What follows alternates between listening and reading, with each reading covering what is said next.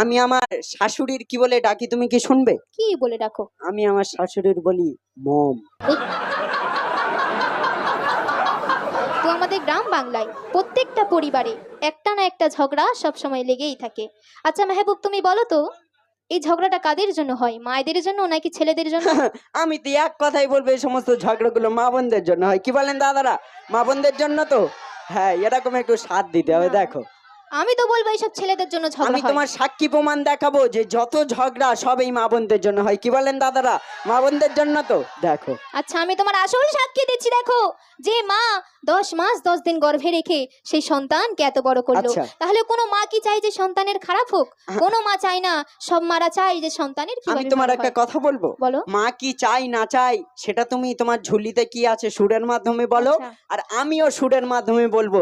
আজকের এই নন্দন কুমার ছেলেদের সম্মান মানে আমারও সম্মান। এত আচ্ছা। সব